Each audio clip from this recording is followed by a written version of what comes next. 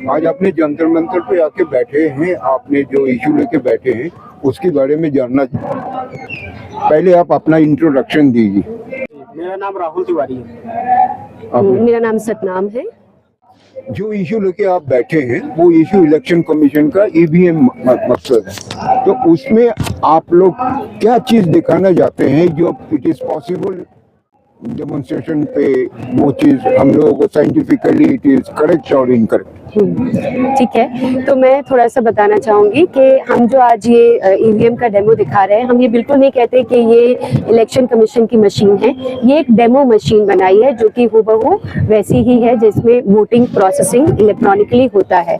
और हमारा यहाँ आने का मकसद सिर्फ ये कहना है कि कोई भी उपकरण हो उसमें टेम्परिंग होना स्वाभाविक है और बिल्कुल ही हो सकती है। कोई भी उपकरण हो, any electronic machine can be tempered and because it can be tempered, तो उसके लिए हम चाहते हैं कि क्योंकि ये टेम्परिंग है और हम चेक भी नहीं कर सकते, क्योंकि इलेक्शन कमीशन कहता है कि आप आइए और हमारी मशीन में करके दिखाइए, पर वो हूबहू मशीन देते नहीं है। वो मशीन को दूर रखते हैं और हमें बोलते हैं आप सामने से टेम्परिंग करके दिखाओ, जो कि एक बहुत ही हास्यप्रद बात है। तो हमारा ये मानना है कि अगर कोई भी मशीन है, चाहे वो ईवीएम है कुछ भी, उसमें टेम्परिंग संभव है। इसलिए वोट देने की जो पावर अभी है वो भी खतरे में है, क्योंकि हमें नहीं पता कि एक्चुअली में हो क्या रहा है। तो क्योंकि हमारे पास इलेक्शन कमीशन की एक्चुअल मशीन नहीं है और हम उसमें कुछ दिखा नहीं सकते हैं, इसलिए हमारी डिमांड है, हम डेमो दिखाते हैं कि टेम्परिंग होने की, अगर टेम्परिंग हो पाती है तो कैसे होगी। अगर कोई करना चाहे टेम्परिंग, तो टेम्परिंग कैसे होगी या हो सकती है, उसका उसकी डेमोन्स्ट्रेशन हम दिखाते हैं। 2024 इलेक्शन से पहले सुप्रीम कोर्ट ने इलेक्शन कमीशन को पूरा बुला के बोला दिखाओ, अपना डेमोन्स्ट्रेशन करो, कहाँ पे क्या है।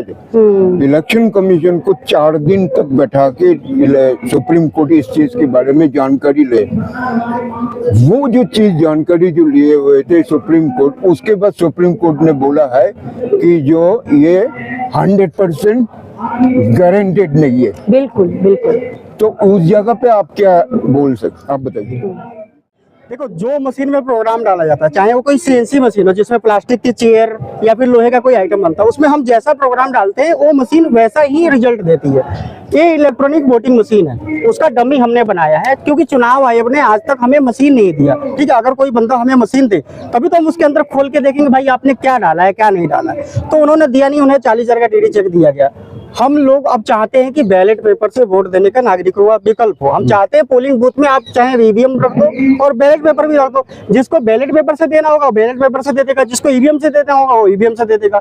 ठीक है, तो अब ये मांग, अब ये बैलेट पेपर का विकल्प मिले कैसे, उसके लिए हमने ये मशीन बनाया। क्योंकि चुनाव आयोग 40,000 का टीडी चेक लेने के बावजूद भी अपनी मशीन नहीं दिया है, क्योंकि उन्हें डर लगता है। ठीक है, तो हमने ये मशीन बनाया है, इसमें हम लोग डेमो देंगे। ठीक है, और जब लोग देखेंगे काले कांच, देखो जून 2017 के बाद पारदर्शी कांच को काला कर दिया गया, देख रहे हो जैसे उस मशीन में काला दिख रहा है। ठीक है, ऐसे मशीन के कांच को काला कर दिया गया, उसमें तरह तरह के लाइट सेंसर लगा है। अगर चुनाव आयोग कुछ भी मतलब अगर इलेक्ट्रॉनिक वोटिंग मशीन से वोट कराएगा तो किसी भी तरीके से धांधली कर सकता है, ऐसा हमें अंदाजा है। हम कोई आरोप नहीं लगा रहे। ठीक है, इसलिए हम चाहते हैं हम अधिक से अधिक लोगों को अपने बनाए हुए मशीन से डेमो दिखाएं।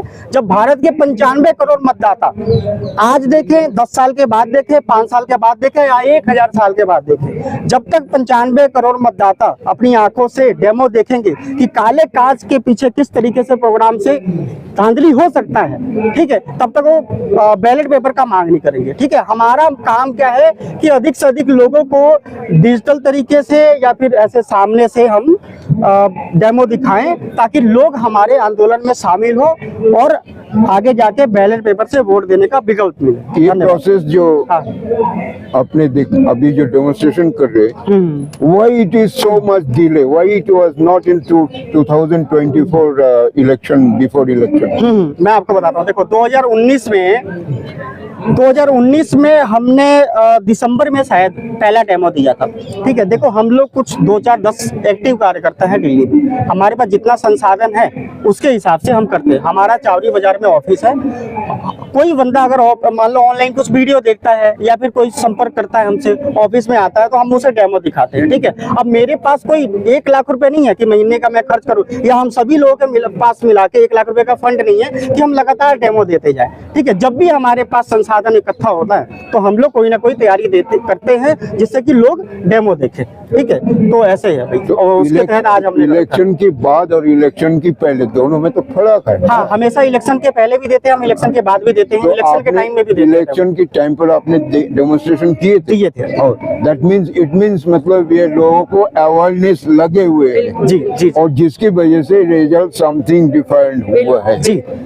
मेन चक्कर क्या है साहब, देखो कि जो मीडिया है, भारत की जो मीडिया है, जो न्यूज चैनल्स है, वो क्या है, उसमें विदेशियों का पैसा लगा है, एफडीआई का पैसा लगा है, तो वो अच्छी चीजें को कभी नहीं दिखाएंगे जिससे नागरिकों की शक्ति बढ़े, ऐसी कोई भी चीज नहीं दिखाएंगे। हमने अपने पैसे से लगा, अपने जेब से पैसा लगा के एड लगाया फेसबुक वगैरह पे चुनाव से पहले डेमो के लिए, ताकि लोग ज्यादा लोग डेमो देखें। हमारे पास जितना भी संसाधन था हमने उतना पूरा जोर लगाया कि ये जो एमएलए का चुनाव हुआ था ना अभी 2024 में, अभी चांदनी चौक से एमएलए कैंडिडेट हूँ राहुल तिवारी, ठीक है, कि हम लोग सोचे थे कि खूब जोर लगा देते हैं, पर हमारे पास जितना संसाधन था उतना हमने प्रमोट किया, इस डेमो को लोगों तक दिखाया, लेकिन मीडिया ने कभी हमें कवरेज नहीं दिया, इसलिए ईवीएम से ही वोट होगा।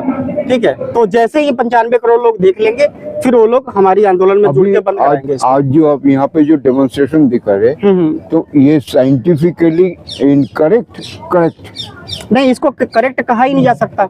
जब तक चुनाव आयोग इस मशीन पे अपना मोहर ना लगाए तब तक करेक्ट कैसे हो सकता है, और चुनाव आयोग मशीन ही नहीं दे रहा है। पर ये रेप्लिका है सर, क्योंकि ये I got it, करेक्ट है, पर इसमें in- साइंटिफिक का वो नहीं है। इन इलेक्शन कमीशन का जो ईवीएम है और आपका जो डेमो मशीन है, हाँ, दोनों में तो फर्क है, मैं कह रहा हाँ हूँ। जी, हाँ जी।